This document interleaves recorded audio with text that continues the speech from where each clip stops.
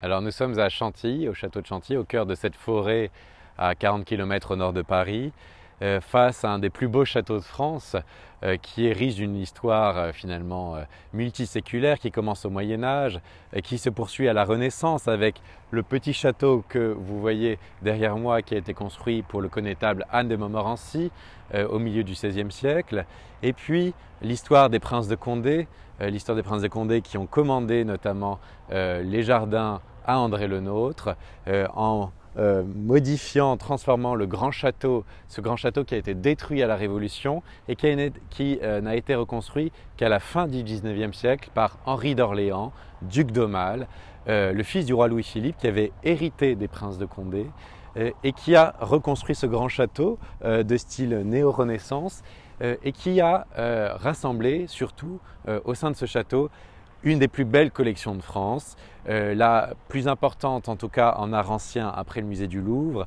avec des chefs-d'œuvre de la peinture, des chefs-d'œuvre du dessin, des manuscrits, notamment les très riches œuvres du duc de Berry, et puis des appartements précieux dans lesquels se trouve du mobilier du XVIIIe siècle, du mobilier du XIXe siècle. Et au sein de ces appartements se figurent les appartements privés du duc et de la duchesse d'Aumale, aménagés sous la monarchie de Juillet, qui se trouvent au sein du petit château Renaissance et dans lequel nous allons pénétrer pour la visite. Alors, nous voici devant les appartements privés du duc et de la duchesse d'Aumale. Suivez-moi.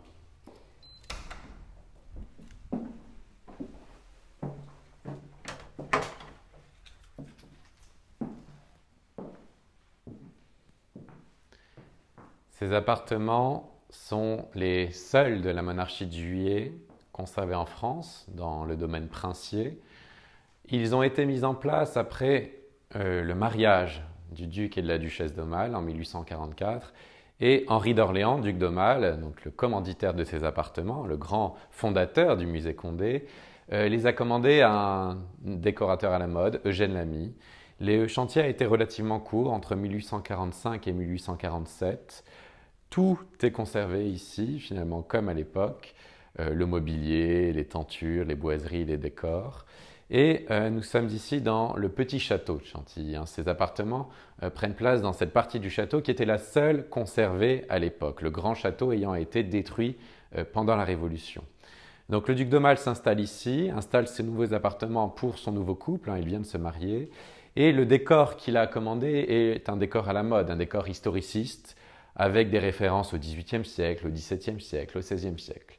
Donc on va visiter petit à petit cet appartement. On commence ici dans l'appartement de la duchesse d'Aumale. Le duc et la duchesse d'Aumale ont chacun leur appartement, comme un couple princier, comme aux Tuileries par exemple. Et ici nous sommes dans l'antichambre de l'appartement de la duchesse d'Aumale, avec un décor néo-XVIIIe. Le XVIIIe siècle, c'est un style raffiné, un style précieux, féminin, qui était tout à fait conforme au statut de la duchesse d'Aumale, qui était Marie-Caroline de Bourbon-Sicile, une princesse napolitaine. Et vous avez sur ces boiseries un style à la fois Louis XV et Louis XVI mélangés. C'était le XVIIIe siècle dans son intégralité qui intéressait. Du mobilier, d'ébénisterie comme ici ces meubles d'appui des frères Grohet, assez extravagants dans ces meubles de la monarchie de Juillet qui sont costauds, qui sont francs et affirmés. Des sièges qui viennent pour certains d'entre eux du château de Saint-Cloud, qui sont des sièges du XVIIIe siècle commandés par Louis XVI et Marie-Antoinette auprès du menuisier Jacob. Et puis tout autour, ce que vous pouvez voir aussi, ce sont des portraits de famille. Vous avez notamment ici le duc d'Aumale à l'âge de 8 ans lorsqu'il hérite de Chantilly après la mort de son parrain, le dernier prince de Condé. Mais on a aussi des portraits des enfants du duc et de la duchesse, notamment leur fils aîné, le prince de Condé, et leur fils cadet, le duc de Guise. Ces appartements sont conservés dans cet état quasiment parfait à cause finalement d'une histoire dramatique. C'est le décès de tous les enfants du duc et de la duchesse d'Aumale avant avant celui du duc lui-même. Et le duc est mort sans héritier vivant. Il a légué l'intégralité du domaine, de ses collections à l'Institut de France, un institut qu'il avait accueilli en son sein, notamment au sein de l'Académie des Beaux-Arts. Et cet appartement, en fait, est un mémorial pour le duc d'Aumale qui, ayant perdu ses enfants, ayant perdu sa femme, ayant perdu beaucoup de ses proches, y a disposé des portraits, des souvenirs de famille. Cet appartement, c'était son cimetière. À la fin de sa vie, il n'y réside plus, mais c'est une aile ici beaucoup plus privée où il pouvait se recueillir en mémoire de ses chers disparus. Alors, cette antichambre mène classiquement vers la chambre. C'est la chambre de la duchesse qui est peut-être une des pièces les plus spectaculaires de ces appartements, toujours dans le style 18e, avec ce grand lit à baldaquin dans la grande tradition française. Avec une tenture ici qui a été remplacée sous du vivant de la duchesse d'Aumale. Sous la monarchie de Juillet, on avait une tenture rose à fleurs. Ce que vous voyez de part et d'autre de la cheminée, ce sont les portraits des propriétaires des lieux. La duchesse d'Aumale, ici à la cour de Vienne, par Schrotzberg, elle était aussi une Habsbourg, d'où sa présence à Vienne. Et de l'autre côté, par Winterhalter, vous avez le jeune duc d'Aumale, là aussi avant son mariage, comme chef de bataillon. C'était un éminent militaire. Vous savez qu'il a été le vainqueur d'Abdelkader lors de la prise de l'Asmara en 1843. Le mobilier, très précieux, du mobilier de bois de rose, des frères Groé, des meubles d'ébénisterie dans le style 18e, mais avec les capitons. Et là, j'insiste là-dessus, le capiton n'est pas une invention du Second Empire. On pense souvent au style Napoléon III avec les capitons, le confort. Non, sous la monarchie de Juillet, nous avons déjà des capitons et nous en avons ici parmi les premiers exemples. Tout a été restauré, je vous le disais, le dessus de lit notamment a été restauré grâce au mécénat de la maison Yves Delorme avec 470 heures de travail de restauration. Vous avez du filet, vous avez évidemment de la broderie et de la dentelle sur ce fabuleux couvre-lit. Avec un lit portant le chiffre de la duchesse d'Aumale, MCA pour Marie-Caroline Auguste, un chiffre qu'on retrouve sur le plafond, un plafond peint par Narcisse Diaz, où vous avez deux perruches qui tiennent une guirlande portant elle-même le chiffre de la duchesse d'Aumale.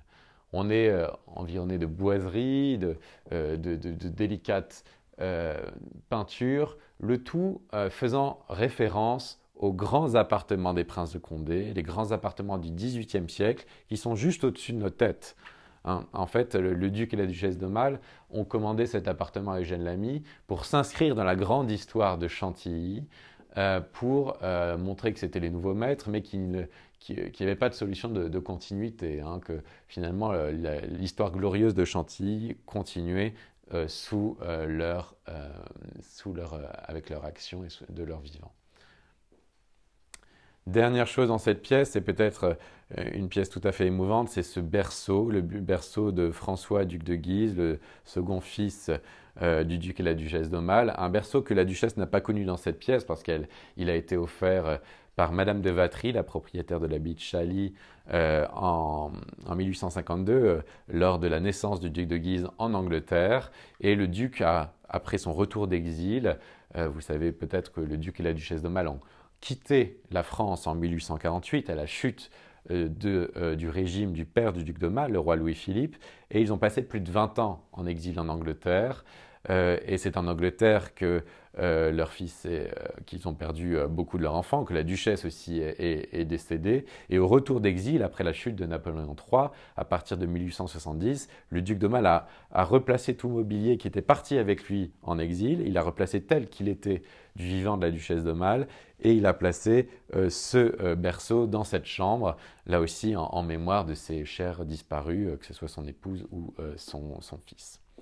Alors, sur un mode un peu plus léger, on va continuer avec une pièce un peu plus intime. C'est le cabinet toilette de la duchesse d'Aumale, auquel on accède par ce petit passage près du lit. Et là, on a tout le confort de la monarchie de Juillet qui est face à nous, avec deux espaces. Ici, l'espace où la duchesse d'Aumale pouvait se changer entre plusieurs miroirs. Il y a aussi du mobilier précieux. Vous avez notamment des tabourets de Louis XV provenant du château de Choisy, qui sont ici dans ce cabinet de toilette. Et puis ensuite, l'espace du bain, avec cette baignoire dotée de l'eau courante, de l'eau chaude, l'eau froide, le confort moderne, le confort à l'anglaise, avec ce couvercle qui permettait de conserver la température de l'eau quand on l'avait versée dans le bain. Et puis face à cette baignoire, tout le nécessaire de toilette qui est un cadeau de mariage de la cour de Vienne, après le mariage du duc et de la duchesse d'Aumale en novembre 1844. Et vous avez un travail hongrois très très précieux pour ces flacons, ces bouteilles à parfum, ces miroirs, etc. On est aussi face à la vie quotidienne du duc et de la duchesse d'Aumale. Vous avez les portes savon, les portes brosse ou portes brosse à dents au chiffre du duc d'Aumale, HO, mais un chiffre rose. On est ici dans l'appartement de la duchesse.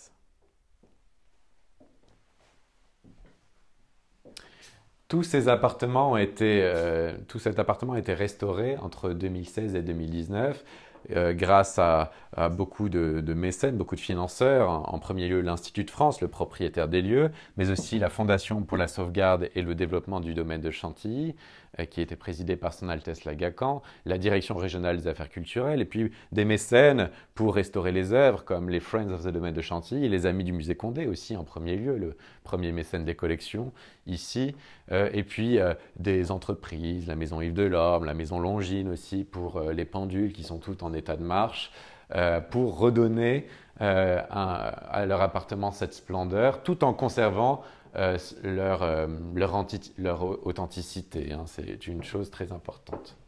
Alors on continue dans l'appartement de la duchesse avec le salon violet, qui est un peu son lieu de détente, son lieu de travail. Alors cette couleur est très particulière. Du vivant de la duchesse d'Aumale, ce salon était un salon tendu de verre, comme les potiches et les céladons que vous voyez ici. Et ça n'est qu'au retour d'exil, lorsque le duc d'Aumale a perdu sa femme, qu'il a fait tendre ce salon avec cette couleur si particulière qui est la couleur du deuil dans la famille royale. Alors le tissu a été retissé, on conserve en dessous le tissu d'origine. Par contre, vous pouvez voir sur ce paravent du XVIIIe siècle le textile d'origine qui nous a aidé à retisser la tenture avec ces rinceaux qui se détachent sur ce fond violet. Donc la duchesse pouvait ici travailler sur ce bureau à gradins dû au frère Groé, pouvait aussi jouer du piano avec ses invités. Dans ce salon un peu enveloppant, avec un style un peu éclectique, plutôt du XVIIIe siècle, avec du faux bois de rose qui est peint sur du bois, avec des vrais médaillons de marbre, donc un décor très, très, très franc dû à Eugène Lamy, servi par du mobilier commandé pour cet appartement sous la monarchie de Juillet, mais aussi des pièces anciennes achetées auprès des marchands de curiosités. Et c'est le cas notamment de ces deux sièges que vous voyez, ces deux chaises que vous voyez de part et d'autre du bureau à gradins, ici et ici, qui sont deux chaises qui viennent du château de Versailles, qui viennent du salon des jeux de Louis XVI à Versailles, qui sont estampillées Boulard. En fait, et c'est un peu une des caractéristiques du château de Chantilly, c'est qu'il y a quasiment une pièce de mobilier royal dans chacune des pièces. Le duc et la duchesse voulant finalement posséder du mobilier de très haut standard pour leurs appartements. Alors toute cette enfilade, je ne vous l'ai pas dit, prend place dans le petit château de Chantilly, qui est un château du XVIe siècle, qui était le châtelet d'entrée commandé par Anne de Montmorency à son architecte Jean Bulan au milieu du XVIe siècle. Et ce château a été habité et aménagé tout au long des siècles. Au XVIIIe siècle, vous aviez ici l'appartement de la duchesse de Bourbon. La dernière, vous l'avez ici représentée, c'est Bathilde d'Orléans, qui avait ici, dans cette pièce même, sa chambre à coucher, où elle a donné naissance au dernier rejeton des Bourbons-Condé, le duc d'Enghien, que vous voyez ici et qui a été assassiné au château de Vincennes sur l'ordre de Napoléon en 1804, ce qui a finalement coupé court à la dynastie des Bourbons-Condé et permis au duc d'Aumale finalement de récupérer, de recueillir l'héritage des Condé, notamment à Chantilly. Donc le duc et la duchesse, avec Eugène Lamy, ont tout réaménagé, hein, mais ont conservé une pièce assez spécifique, qui est un petit boudoir unique en France, ce qui est la petite singerie de Chantilly. Vous savez, la singerie, ce sont des pièces où les décors font appel à cet animal exotique qui est le singe. Il y en a 4 en France, l'un au château de Champs-sur-Marne, l'autre à l'hôtel de Rohan à Paris, et les 2 dernières ici à Chantilly. La grande singerie dans les appartements du XVIIIe siècle, au-dessus de notre tête, et puis la petite singerie qui se trouve ici, qui a été peinte en 1735 par le peintre animalier Christophe Huette. Et ce qu'on voit dans ce petit boudoir, qui était finalement réservé aux princesses de Condé, on voit des singesses, c'est-à-dire des guenons, habillés comme les princesses de Condé du XVIIIe siècle, avec leurs couleurs, amarantes et ventre de biche. Et ces singesses ont les activités des princesses de Condé, comme le déjeuner de chasse, comme la cueillette des cerises ici, et vous avez une délicieuse singesse qui est en train de dévorer ou déguster une crème, peut-être une crème chantilly, qui sait. On a également le bain avec un intérieur précieux du XVIIIe siècle tel qu'on pouvait en trouver à Chantilly. La partie de cartes dans un pavillon du parc, mais aussi la partie de traîneau sur les douves gelées, qui était un des loisirs hivernaux. Et enfin, une scène assez prodigieuse qui est la toilette. Vous avez une guenon en train de se faire des griffes, les griffes par sa servante, le tout devant un fabuleux paravent asiatique tel qu'on pouvait en trouver dans les collections des princes de Condé. Donc c'était un petit boudoir, pas très haut de plafond, hein, donc facilement chauffable. Il faut dire aussi qu'au-dessus de l'hôtel se trouvent les entresols où étaient les domestiques. Et ici, avec quelques petites pièces de mobilier, la princesse de Condé, seule ou accompagnée, pouvait se détendre. Donc c'est une pièce tout à fait extraordinaire. Et si on continue, on passe chez le duc d'Aumale avec son cabinet de toilette, un peu plus simple que celui de la duchesse d'Aumale. On conserve néanmoins ici des boiseries du XVIIIe siècle.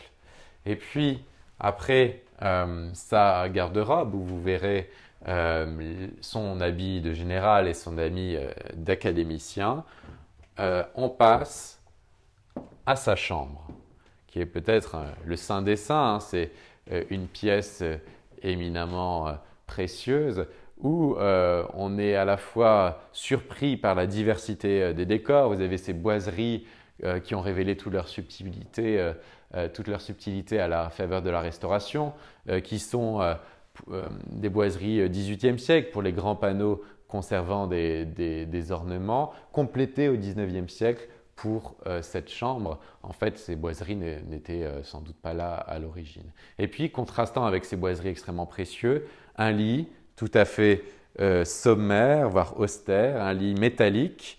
C'est le lit du général duc d'Aumale, du militaire duc d'Aumale, qui vous conservez finalement cet aspect relativement sérieux, voire austère, avec un lit sans fioriture, un lit que nous avons conservé, qui était bleu à l'origine, hein. C'est évidemment le soleil qui a fait passer la couleur, et ce lit contraste avec ce prodigieux bureau à cylindre, plutôt de style Louis XIVien, enfin entre Louis XV et Louis XVI.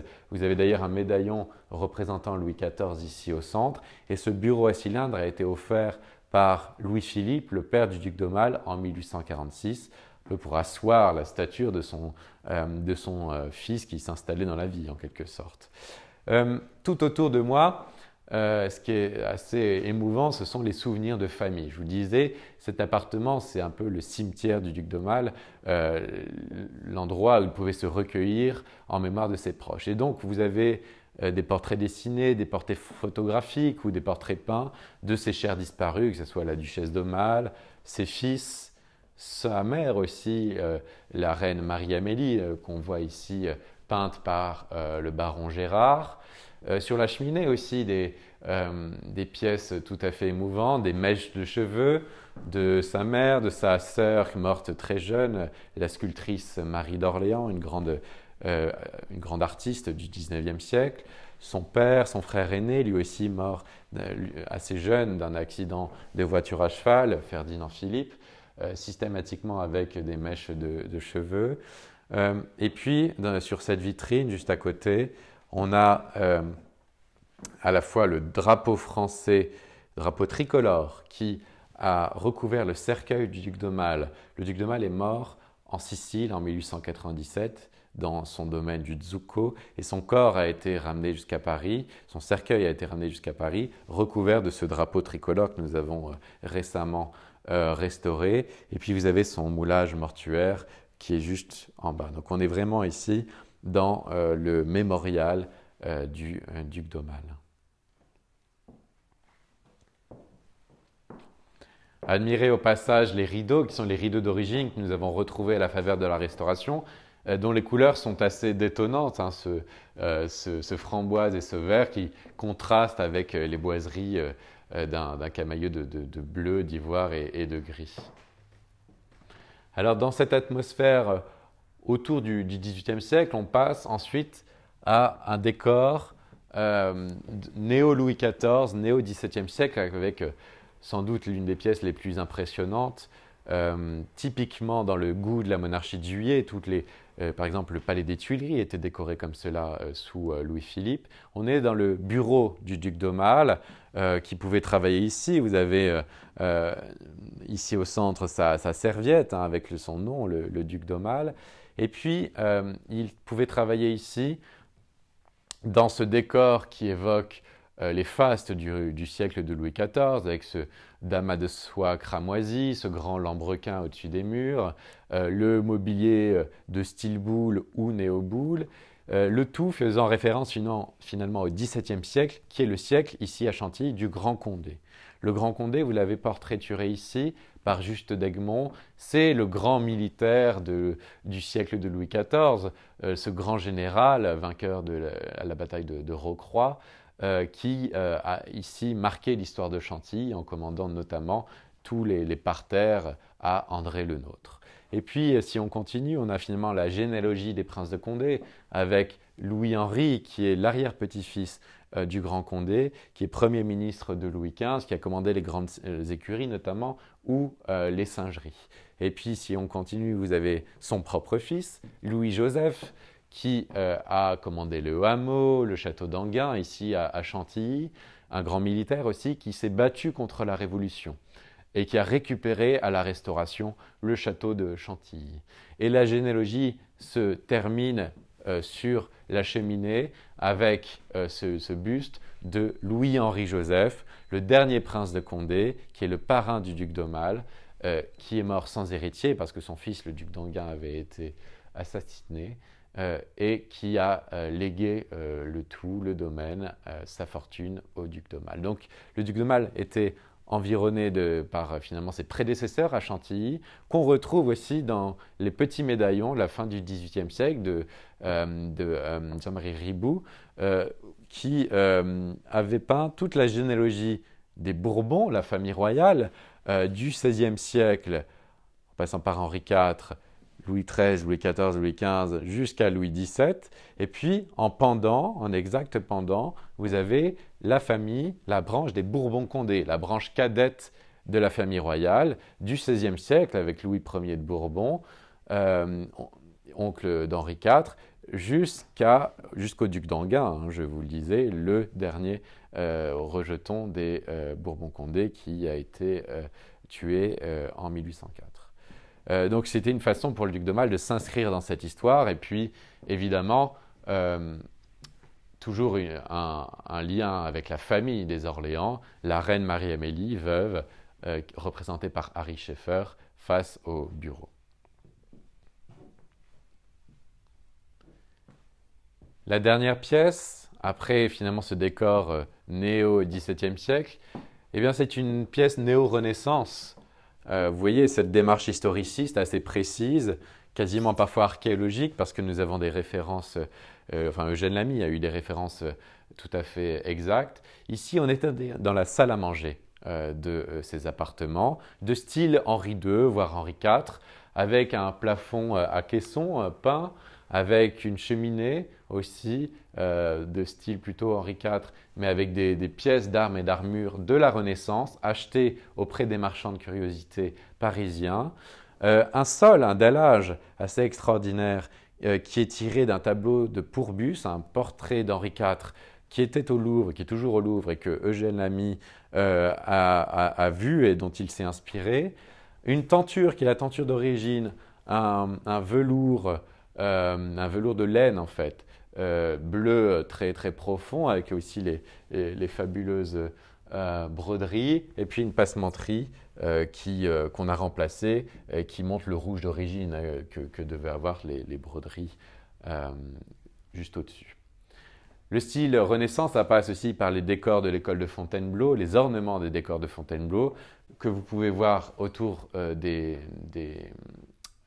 portes, mais aussi sur ce très beau dressoir vitrine des frères Grohet, avec ses cartouches, avec ses cuirs enroulés, avec ses colonnes. Et puis, au sein de cette vitrine, on a aussi tous les souvenirs de famille, les petits médaillons en biscuits de Sèvres, représentant la famille des Orléans, notamment les frères et sœurs du duc d'Aumale, mais aussi des porcelaines représentant les Habsbourg, la famille de Bourbon-Sicile, donc toutes les dynasties européennes qui formaient l'univers et la parentèle du duc et de la duchesse d'Aumale.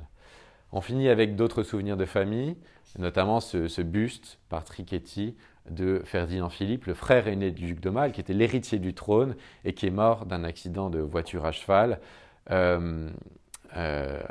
très, très jeune et qui a provoqué un grand traumatisme dans la famille, évidemment dans le pays.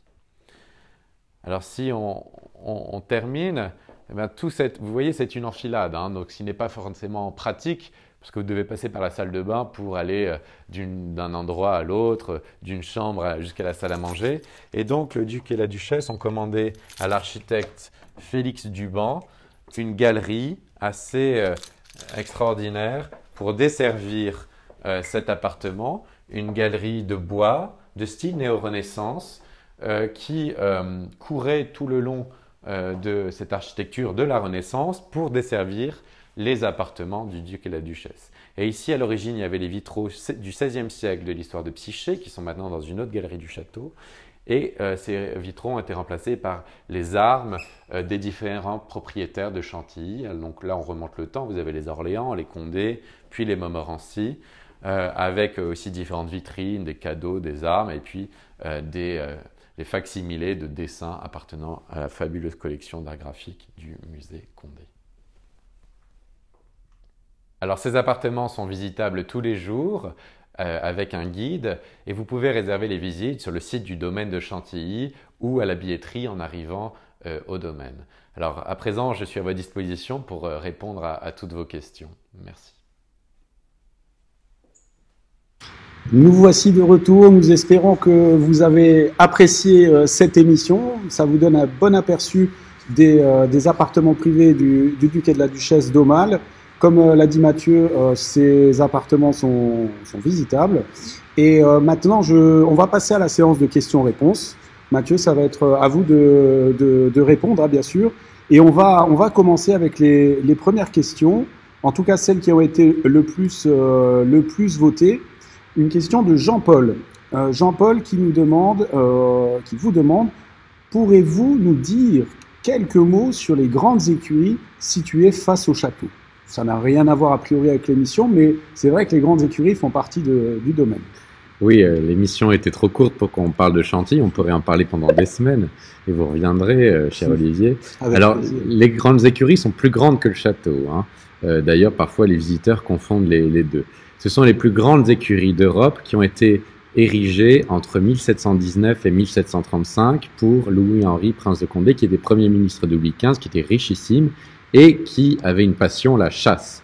Et donc ces écuries, qui pouvaient abriter près de 240 chevaux, étaient destinées à cet usage. Alors elles sont toujours en activité. nous avons une compagnie cavalière dirigée par Sophie Bien-Aimée qui propose des démonstrations équestres et des spectacles très régulièrement à l'aide de notre compagnie d'une trentaine d'équidés, chevaux, poneys, ânes, etc. Parfait, merci Mathieu pour ces précisions. Alors, on a Florent qui demande, le fameux repas royal qui a coûté la vie à Vatel, c'était bien sur Chantilly. Une histoire vraie, légende, suicidé à cause d'une sauce crème ratée? Alors, plusieurs choses. En effet, Vatel s'est bien suicidé à Chantilly. Nous sommes entre le 23 et le 25 avril 1671, donc il y a bientôt 350 ans, et Louis XIV, la cour, 2000 courtisans sont reçus ici à Chantilly par le Grand Condé. C'était la réconciliation ultime entre Louis XIV et son cousin, le Grand Condé, et Vatel, qui n'est pas un cuisinier, qui n'a pas inventé la crème chantilly, on pourra revenir sur la crème chantilly plus tard, était le grand intendant, celui qui organisait les préparatifs, le ravitaillement, évidemment, qui supervisait la cuisine. Le deuxième jour, nous sommes un vendredi, il faut servir du poisson à la table du roi. Et Vatel avait commandé du poisson au port du nord du royaume, et ce poisson vient à être en retard. Et Vatel a très peur de ne pouvoir rien servir à la table du roi. Il est un peu surmené aussi, ça fait sans doute des semaines qu'il ne dort pas. Et craignant le déshonneur, il monte dans sa chambre et se passe l'épée à travers le corps. Donc cette histoire qui est célèbre, hein, il y a un film avec Gérard Depardieu qui en a été tiré notamment, a été racontée par Madame de Sévigné. On a aussi plusieurs archives à ce sujet. Elle est bel et bien vraie. Et j'en profite pour vous annoncer que l'an prochain, le 24 avril 2021, nous allons commémorer cette grande fête, ce suicide aussi un peu triste, celui de Vatel à Chantilly, avec des conférences, avec une soirée princière. Donc suivez bien les réseaux sociaux et le site du domaine de Chantilly pour suivre cette actualité. Très intéressant. Merci Mathieu. Alors on a une question de Christophe qui demande, dans un documentaire récemment diffusé sur RMC, nous avons appris que le petit château a été construit sur des troncs d'arbres émergés dans l'eau afin d'augmenter la surface du château. Cette structure est-elle toujours en bon état ou des consolidations ont-elles été apportées? Alors c'est vrai, le documentaire sur RMC le rappelait. L'architecture du château de Chantilly est assez particulière. En fait, le château est situé sur un éperon rocheux au milieu d'un étang. C'est le cas du grand château dans lequel nous nous trouvons. Nous sommes dans la salle de la tribune au sein de ce grand château. Et puis le petit château, qui est le châtelet d'entrée, le château Renaissance, dans lequel se trouvent les appartements privés du duc de Malle, en fait, a été construit sur pilotis pour finalement agrandir l'espace disponible sur le piton rocheux.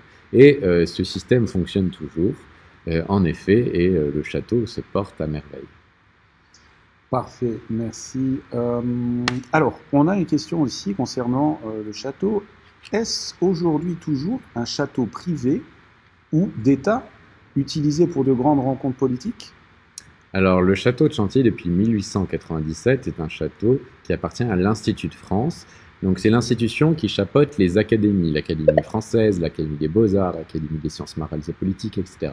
Et donc, l'Institut de France est un établissement public. Donc, le château de Chantilly, le domaine de Chantilly est un domaine public géré par finalement cette institution publique depuis le 19e siècle.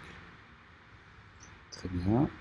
Alors, quelles sont les principales animations, manifestations quand on vient au château?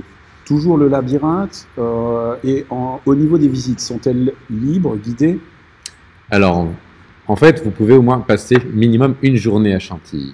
Il y a d'une part le parc, d'autre part les grandes écuries, j'en ai parlé, avec le musée du cheval, avec les démonstrations équestres et les spectacles. Et puis au sein du château, vous avez constamment une à plusieurs expositions. Là, nous venons d'en inaugurer 3, l'une sur les porcelaines du XVIIIe siècle, l'autre sur le portraitiste Carmontel et la troisième sur les livres d'heures du Moyen-Âge. Donc constamment, nous avons des expositions à proposer. Et puis tout au long de l'année, vous avez des visites guidées, des appartements privés qu'on a vus tout à l'heure, des visites plus générales, et puis pendant les vacances scolaires, des visites dédiées, des ateliers crème chantilly, c'est le cas aussi à Noël, et puis des grands rendez-vous. Au-delà des expositions, nous avons les journées des plantes de Chantilly au mois d'octobre et au mois de mai, Nous avons aussi des spectacles dans le parc. C'est le cas très prochainement de la diffusion samedi soir du film de James Bond, Dangereusement Vôtre, qui a été tourné ici à Chantilly. Donc toute l'année, vous avez de quoi vous divertir et apprendre au domaine de Chantilly. Donc il faut suivre les réseaux sociaux et le site web du domaine pour tout savoir. Parfait. Vous parliez justement, Mathieu, du tournage de James Bond. On reviendra, il y a une question qui justement est tombée à ce sujet. Mais peut-être répondre à la question de Daphné, peut-être vous pourriez répondre à cette question. Quel est le tableau le plus imposant selon vous du château? Alors, imposant ou important? Imposant, nous avons un certain nombre de grandes toiles. Par exemple, derrière nous, regardez, juste au-dessus de ma tête, ici, vous avez l'automne. Alors, un énorme tableau, représentation de l'automne par l'atelier de Botticelli que nous venons de restaurer grâce à l'aide des amis du musée Condé. En termes de tableaux importants, c'est compliqué parce que c'est la collection de tableaux anciens la plus importante en France après le musée du Louvre, avec des chefs-d'œuvre de Fra Angelico, Raphaël, Clouet, Poussin, Watteau, Delacroix, Ingres, etc., etc. Et s'il fallait en choisir qu'un, c'est compliqué, mais peut-être un des trois Raphaël de Chantilly, cet immense peintre de la Renaissance, et peut-être les Trois Grâces, qui est un tout petit tableau, mais monumental par sa qualité. Très très bien, merci Mathieu. Alors peut-être un point un peu plus historique. Comment le château a-t-il traversé la Révolution et les différentes guerres du XXe siècle? Alors le château a très mal vécu la Révolution. Les princes de Condé sont partis très vite en émigration après la chute de la Bastille et la prise de la Bastille. Et le petit château, là où nous avons vu les appartements privés du duc et de la duchesse de Malle, a servi de prison.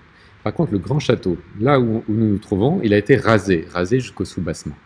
Et ce n'est qu'à la fin du XIXe siècle que le duc d'Aumale a reconstruit ce château pour en faire un musée, pour abriter sa collection. C'est pour ça que nous avons cet accrochage ici avec sa collection, un accrochage assez particulier qui est celui du duc d'Aumale et qui n'a pas changé depuis sa mort selon ses dispositions testamentaires. Très bien. Joris demande combien de temps en fait a vécu le duc d'Aumale au château de Chantilly? Alors le duc d'Aumale est né en 1822, il est mort en 1897, mais en temps passé à Chantilly, alors il en hérite en 1830, il doit le quitter en 1848, il y revient en 1870 et il meurt en 1897. Donc il faut faire un petit calcul, mais une grande partie de sa vie. Et en tout cas, Chantilly est son œuvre, l'œuvre qu'il va léguer et donner et offrir à la France. Merci. Jean-Paul demande la bibliothèque du château fait-elle l'objet d'une numérisation et d'un accès public, au moins partiellement? Oui, alors vous avez dans le parcours de visite le cabinet des livres, qui est une bibliothèque extraordinaire où sont conserver les manuscrits précieux, les livres rares. Et dans cette bibliothèque, nous présentons de manière permanente, avec l'équipe de la bibliothèque et des archives, des expositions à partir de nos livres, de nos manuscrits, de nos archives. Donc il faut vraiment les découvrir. On est transporté comme dans un film dans cette bibliothèque. Et en ce qui concerne le numérique, en effet, vous pouvez découvrir ici ou là sur des sites et des bibliothèques virtuelles dédiées. C'est le cas de la bibliothèque L'Armarium, qui est la bibliothèque virtuelle des bibliothèques de la région des Hauts-de-France, et aussi le cas de Gallica, certains livres de Chantilly. Et puis là, parce que c'est une nouveauté, je voulais parler d'une application numérique qui est à découvrir uniquement ici sur place au sein de la bibliothèque de Chantilly, où vous pouvez parcourir les très riches heures du duc de Berry, qui est le manuscrit le plus célèbre au monde, qui vient d'être numérisé et qu'on peut explorer dans tous ses détails, page après page. Super ça, très très bien. Alors il y a Jean-Paul qui demande, le champ de course est-il une création du 19e siècle? Première question. Fait-il partie du domaine qu'il jouxte ou est-ce une propriété totalement indépendante de l'Institut de France? Le champ de course appartient bel et bien à l'Institut de France, grâce au legs du duc d'Aumale. Et en fait, la course est née, c'est une pratique anglaise, est née face aux grandes écuries sur cette grande pelouse qui était tout à fait propice en termes de terre ou de composition à la course à cheval. Et elle est née ici à Chantilly dans les années 1830, donc très précocement. Une petite question mathématique pour vous, Mathieu, maintenant. Combien de pièces possède le château et sur combien d'étages sont-elles réparties? Alors là, vous me posez une colle parce que je n'ai jamais compté. Eh bien, allons-y. On a plus de 35 pièces visitables 35 pièces. Dans le parcours des visites classiques, sans compter ce que vous pouvez voir dans les appartements privés, etc. Chantilly, ce n'est pas un château immense. On n'est pas face à une superficie comme le château de Versailles, de Fontainebleau ou de Compiègne. C'est un château familial, mais un château extrêmement précieux, extrêmement dense en collection et en chefs-d'œuvre. Regardez derrière nous, on est envahi par la beauté et les tableaux de maître. Effectivement. Alors, on a plusieurs fois une question concernant justement les tournages de films que vous évoquiez tout à l'heure. Quels ont été les plus beaux, pour vous, les plus célèbres tournages de films sur le domaine? Un James Bond, je crois, disait Florent avant que vous répondiez. Oui, le domaine de Chantilly est un lieu de tournage, a été et demeure toujours un lieu de tournage très important.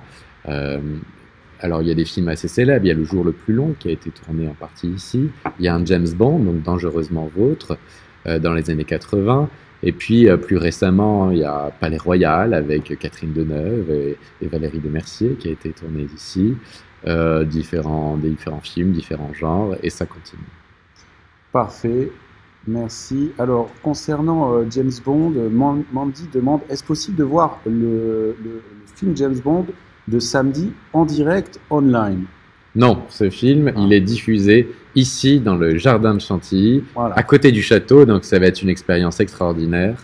Donc n'hésitez pas à venir pour une somme modique, vous allez pouvoir assister à une soirée magique avec beaucoup de surprises. Allez, encore une petite question. Nous en sommes à 45 minutes, donc on a encore 5 minutes. Une question concernant les personnages illustres qui ont visité, qui sont passés par le domaine de Chantilly au cours de l'histoire. Si vous pouviez, peut-être des étonnants, des incongrus, des artistes politiques et autres. Alors, beaucoup de personnages, vous l'imaginez bien, sont passés ici à travers les siècles, depuis Charles Quint au XVIe siècle jusqu'au président Macron, qui est venu l'année dernière. En personnage un peu atypique, il y a peut-être l'impératrice Sissi, Élisabeth d'Autriche, qui est venue faire du cheval ici, qui a été reçue à dîner par le duc d'Aumale. En fait, il recevait toutes les stars et toutes les célébrités de son époque, les écrivains, Émile Zola par exemple, les musiciens, les grands hommes politiques, les grands militaires. Et puis auparavant, au XVIIIe siècle, c'était le cas aussi, tous les grands du royaume, même d'Europe, passaient par Chantilly. Et c'est une tradition qui continue. Merci Mathieu. Là, une question de Laurence. Le duc et la duchesse d'Aumale, avec Eugène Lamy, peuvent-ils être considérés comme initiateurs d'un style décoratif? Chantilly participe de ce nouveau style décoratif et est parmi les premières manifestations, mais on ne peut pas dire que ça commence à Chantilly. D'ailleurs, c'est compliqué de distinguer le début de cette nouvelle mode de la monarchie de Juillet. En tout cas, je vous invite à découvrir ces appartements parce ils restent uniques en France. Parfait. Eh bien, écoutez, merci à tout le monde, merci à Florent et à Marie-Christine et à tous les autres qui nous ont suivis. Désolé pour cet incident technique. A priori, on a eu un petit problème d'Internet et maintenant un problème avec la caméra. Pour autant, je crois que l'essentiel du message est passé.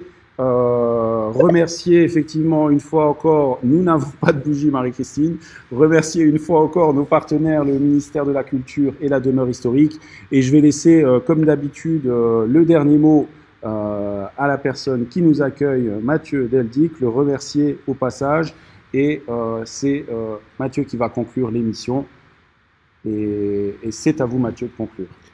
Je vous invite à venir nous voir, C'est vrai que dans cette période si particulière, nous ouvrons au grand les portes et les fenêtres en toute sécurité, avec une offre culturelle très riche, vous l'avez compris, une histoire richissime, mais aussi des expositions, des manifestations. Donc venez, c'est pas très loin de Paris, c'est au sud de la Picardie, et venez finalement découvrir le plus beau château de France. Merci à tous, portez-vous bien, nous on se retrouve pour l'émission sur le Haut-Königsbourg le 12 et aussi pour les audacieux du patrimoine, une émission spéciale avec les entrepreneurs du patrimoine. C'est demain à 19 h avec le son et l'image, on espère. Bonne soirée à tous.